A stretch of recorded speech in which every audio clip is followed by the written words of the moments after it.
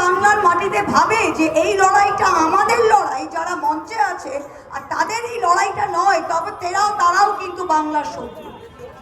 এটা most important.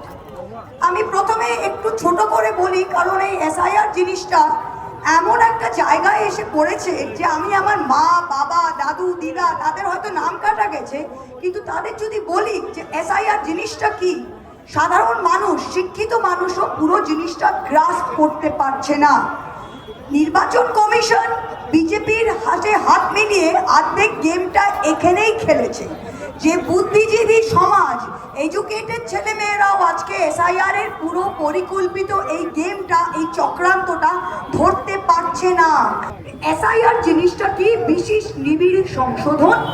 SIR in and of itself খারাপ জিনিস নয়। আপনারা 20 বছর হোক, 30 বছর হোক, আপনারা একটা ক্লিন আপ করতে চান, আমাদের কোনো এর মধ্যে আমাদের কোনো প্রবলেম ছিল না। আপনারা নির্বাচন কমিশন আপনারা করতেই পারেন।